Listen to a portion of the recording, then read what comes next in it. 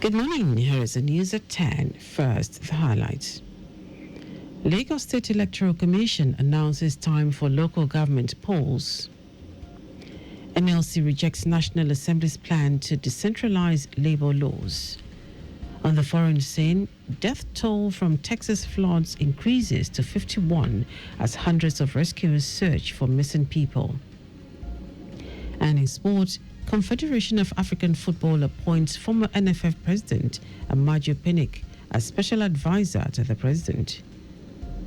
Now the details. I am Dele Agadumo. The Lagos State Independent Electoral Commission LASIEC has announced the official time for the local government elections scheduled to hold across the state on Saturday, July 12. Chairman of LASIEC, Bola Okikiolu Igile, in a statement said polling will begin at 8 a.m. and close at 3 p.m. on election day. Okikiolu Igile emphasized that only registered voters whose names appear on the official voters register will be eligible to participate in the polls, noting that eligible voter must cast their vote at their designated polling unit. She said the election is being held in accordance with Section 41, Subsection 1 of the Lagos State Independent Electoral Commission Law 2008 as amended. The Lagos State government has reaffirmed its commitment to deepening economic, educational, and infrastructure cooperation with the People's Republic of China in order to enhance development in those sectors. Secretary to the state government, Bimbola Salu Hunde, stated this when she received the Deputy Director General of the Foreign Affairs Office of the People's Government of Guangdong Province, He Rusheng, and his delegation to Lagos.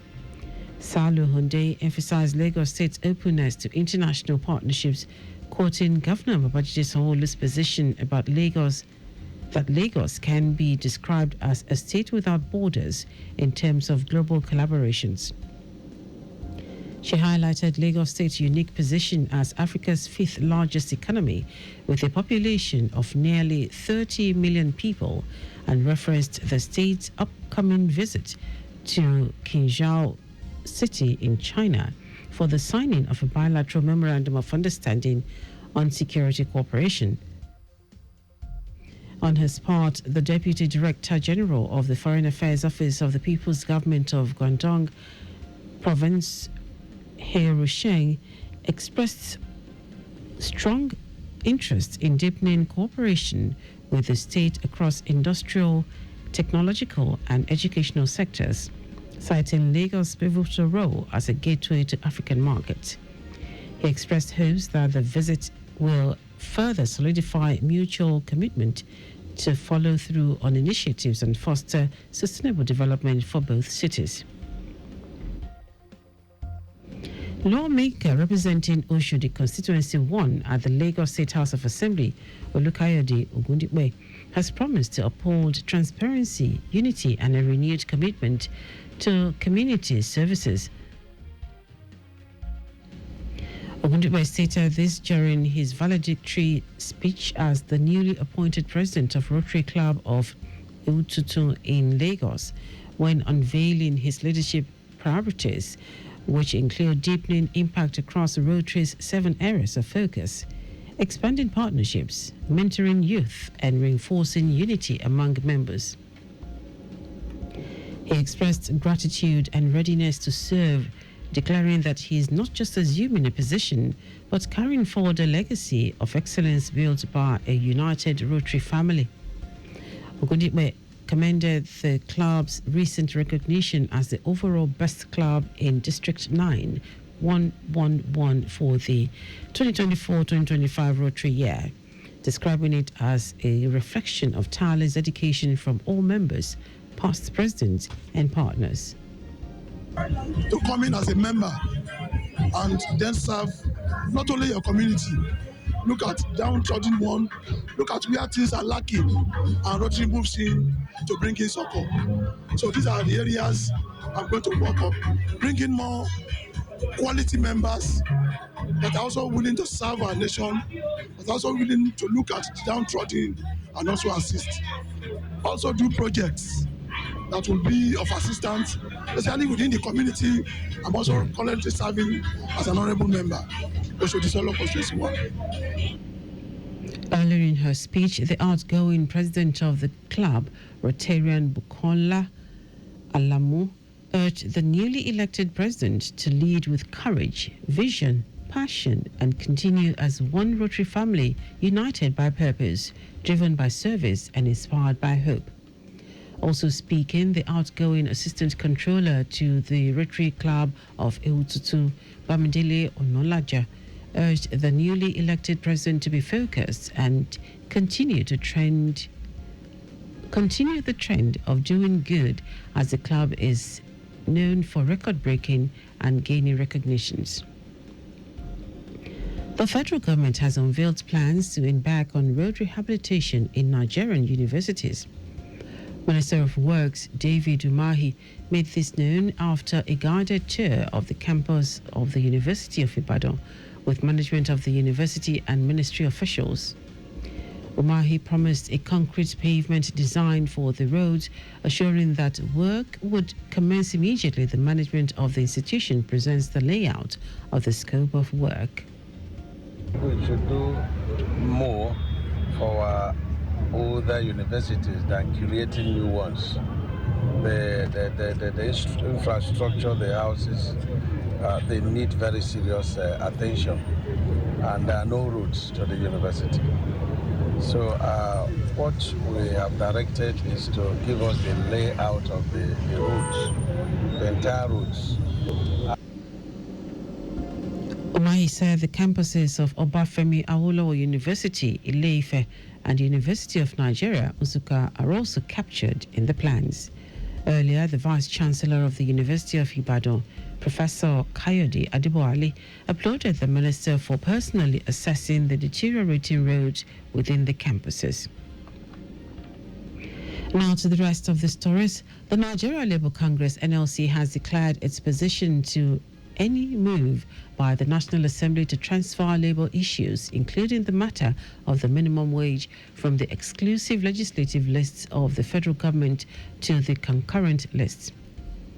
NLC President Joe Ajaero issued this warning during the National Administrative Council meeting of the Central Working Committee, which took place in Abeokuta, Ogun State. Ajaero argued that the issue of minimum wage is treated globally as a national matter in line with International Labour Organization conventions, which regard member countries as entities, not subnational units such as states.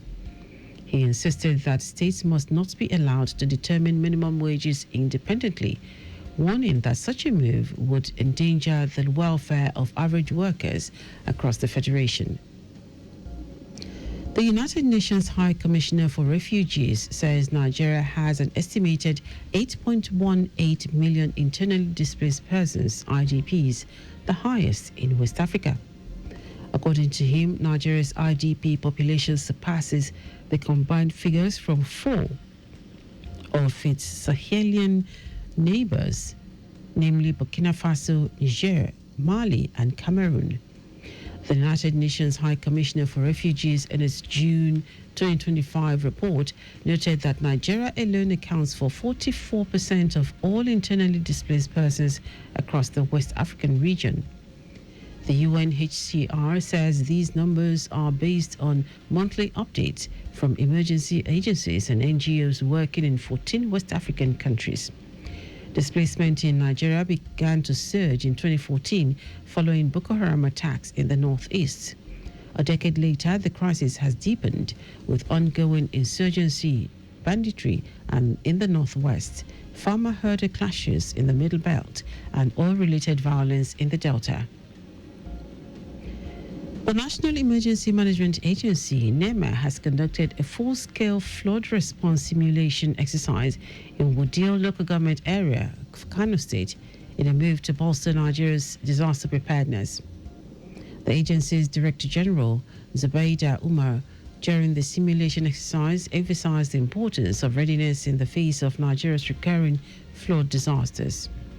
According to her, recent predictions by the Nigerian Meteorological Agency, NIMET, and the Nigeria Hydrological Services Agency have identified Kano, Jigawa, Sokoto, Kebbi, and Zamfara as high-risk flood zones for 2025. Omar explained that the simulation was designed not only to test existing emergency floods plans and protocols, but also to identify gaps and enhance coordination among all stakeholders. Now to foreign news. Hundreds of rescuers have been deployed to search for people missing in central Texas after flash floods killed 51 people, including 15 children. The worst affected area is Kerr County, where 43 people have died and 27 children remain missing from a Christian youth camp located along the River Guadalupe. The sheriff of Kerr County, Larry Lather, says the work continues and will continue until everyone is found. People have also been confirmed dead in other parts of the state, including Travis County and Tom Green County. Multiple flash flood warnings remain in place over the weekend in central Texas. About 850 people have been rescued so far. At a news conference on Saturday afternoon, Texas Governor Greg Abbott says he had signed an expanded disaster declaration to boost search efforts. Now, sport. Former president of Nigeria Football Federation, NFF, Amaju Pinnick, has been appointed as special advisor to the president of the Confederation of African Football, CAF, Patrice Motsepe. The announcement was made by Motsepe during a live streaming press conference where the former football chief was welcomed back into the hierarchy of the continent's football governing body.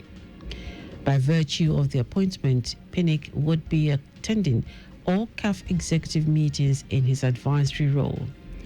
His new position further boosts an already enhanced profile and is a clear appreciation of his contributions to the development of football on the continent. The 54-year-old Delta State indigene, who had recently lost his seat in the executive committee of the Federation of International Football Association, is making a return to CAF, where he previously served as first vice president under then President Ahmed from September 2018 to July 2019. That is our news at 10. Just before we go, ensure you make use of your seatbelt while driving. You can follow us and like all our various social media platforms: X at Traffic Radio 961, Facebook Lagos Traffic Radio 96.1 FM, Instagram Lagos Traffic Radio 961. Subscribe and watch our news and programs live on YouTube at Traffic Radio 961. Visit our website on www.trafficradio961.ng. You can also listen to Lagos Traffic Radio 96.1 FM live on My Lagos app for timely updates. Did you know that under the Sanwo-Olu administration, 18,000 teachers were trained with under EcoExcel? You can get more details on the Lagos State Government website. To end the news, here are the highlights of the major stories. The Lagos State Independent Electoral Commission, LASIEC, has announced the official time for the local government elections scheduled to hold across the state on Saturday, July 12. Nigeria Labour Congress, NLC, has declared its opposition to any move by the National Assembly to transfer labour issues, including the matter of the minimum wage, from the exclusive legislative list of the federal government to the concurrent list. Also told you that hundreds of rescuers have been deployed to search for people missing in central Texas after flash floods killed 51 people, including 15 children. We're also, in sports, former president of the Nigeria Football Federation, NFF, Amaju Pinnick, has been appointed as special advisor to the president of the Confederation of African Football, CAF. For contact with the newsroom, send a message to info@trafficradio961.ng. That is the news broadcast compiled by Adirayo Idowo Olaya. I'm Dele Agadumo. Good morning. Thank you for listening.